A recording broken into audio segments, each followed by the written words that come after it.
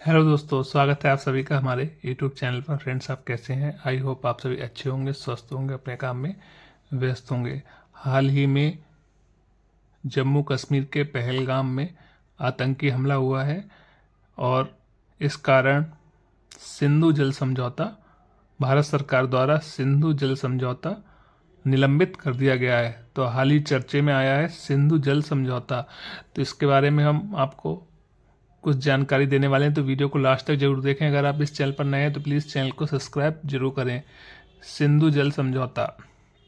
पहलगाम। पहलगाम क्या है? पहलगाम जम्मू कश्मीर के अनंतनाग जिले में स्थित पहलगाम जम्मू कश्मीर के अनंतनाग जिले में स्थित एक नगर है। पहलगाम लिद्दर नदी के किनारे स्थित है। पहलगाम में आतंकी हमला होने के कारण भारत सरकार द्वारा सिंधु जल समझौता को निलंबित कर दिया गया। तो सिंधु जल समझौता क्या है, चलिए समझते हैं। नदियों के जल वितरण के लिए भारत और पाकिस्तान के बीच हुई एक संधि है। सिंधु जल समझौता क्या है? नदियों के जल वितरण के लिए भारत और पाकिस्तान के बीच हुई एक संधि है। इस संधि पर कराची में 19 सितंबर 1960 को भारत के प्रधानमंत्री जवाहरलाल नेहरू और पाकिस्तान के राष्ट्रपति अयूब खान ने हस्ताक्षर किए थे। तो इस जल समझौता में क्या निर्धारित किया गया था? सिंधु, झेलम और चिनाब, इन तीन नदी पर पाकिस्तान को नियंत्रण दिया गया। मतलब सिंधु, झेलम और चिनाब नदी का 80% जल पाकिस्तान उपयोग कर सकता है और इसका 20% जल भारत उपयोग कर सकता है। और मतलब सिंधु, झेलम, चिनाब, सिंधु, झेलम, चिनाब, इन तीन नदियों पर पाकिस्तान का नियंत्रण रहेगा। सिंधु जल समझौता।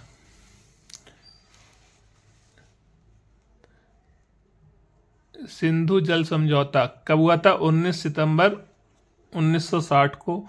इस समझौते के अनुसार तीन पूर्वी नदियों रावी, व्यास, सतलज का नियंत्रण भारत को, मतलब रावी, व्यास, सतलज, तीन नदियों का नियंत्रण भारत को दिया गया। और तीन पश्चिमी नदियों सिंधु, झेलम, चिनाब, इसका नियंत्रण पाकिस्तान को दिया गया। तो पाकिस्तान को सिंधु, झेलम और चिनाब तीनों नदियों का नियंत्रण पाकिस्तान को दिया गया।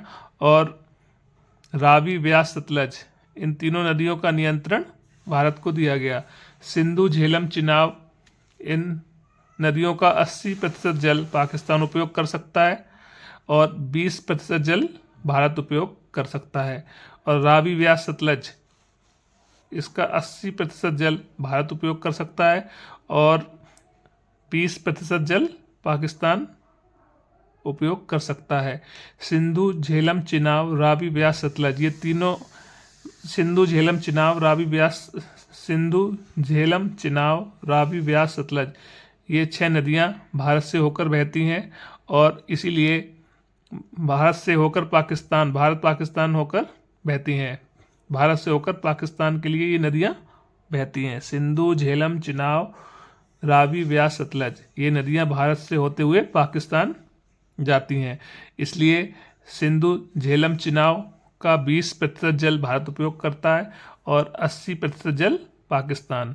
ऐसे ही रावी, व्यास, सतलज का 80% जल भारत और 20% जल पाकिस्तान। तो इसी जल समझौते को भारत सरकार द्वारा निरस्त कर दिया गया है।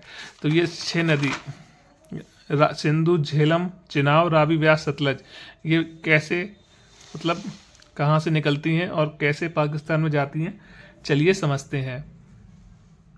सिंधु नदी।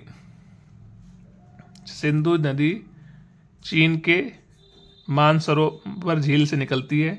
सिंधु नदी चीन के मानसरोवर झील से निकलती है और जम्मू कश्मीर से होते हुए पाकिस्तान की ओर बहती है।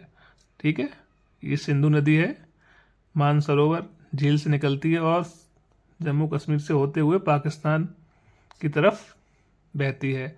और झेलम, चिनाब, ये जम्मू कश्मीर के अनंतनाग जिले से वेरीनाग झरने से निकलती है। झेलम नदी, झेलम नदी जम्मू कश्मीर के अनंतनाग जिले के वेरीनाग झरने से निकलती है और फिर पाकिस्तान की ओर बहती है। और चिनाब, ये हिमाचल प्रदेश के, चिनाब नदी हिमाचल प्रदेश के लाहौल स्पीति जिले से बारालाचा दर्रे के पास से निकलती है और होते हुए पाकिस्तान की ओर बहती है। तो सिंधु, झेलम और चिनाब, ये तीनों नदियाँ भारत से होकर पाकिस्तान की ओर बहती हैं। इन तीनों नदियों का 80% जल पाकिस्तान उपयोग करता है और 20% जल भारत उपयोग करता है। तो इसी समझौते को निरस्त कर दिया गया है। आप सभी अच्छे से समझ पा रहे होंगे। तो ये तीनों नदियाँ कहाँ से निकलती हैं, आप अच्छे से समझ पा रहे होंगे। सिंधु नदी मानसरोवर झील से निकलती है और यहाँ से निकलते हुए जम्मू कश्मीर होते हुए पाकिस्तान की ओर बहती है। और झेलम नदी जम्मू कश्मीर के अनंतनाग जिले से वेरीनाग झरने से निकलती है और पाकिस्तान की ओर बहती है। और चेनाब नदी हिमाचल प्रदेश के लाहौल स्पीति जिले से बारालाचा दर्रे के पास से निकलती है और पाकिस्तान की ओर बहती है। तो ये तीनों नदियाँ भारत से होते हुए पाकिस्तान की ओर बहती हैं और इसका 80% जल पाकिस्तान उपयोग करता था और 20% जल भारत उपयोग करता था। तो अब इस समझौते को निरस्त कर दिया गया है। आप अच्छे से समझ पा रहे होंगे। सिंधु, झेलम और चिनाब, इन तीनों नदियों का 80% जल पाकिस्तान उपयोग करता था और 20% जल भारत उपयोग करता था। तो इस समझौते को अब निरस्त कर दिया गया है।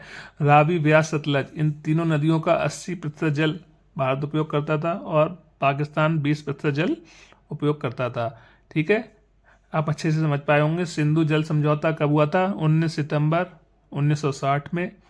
और इस समझौते में क्या हुआ था?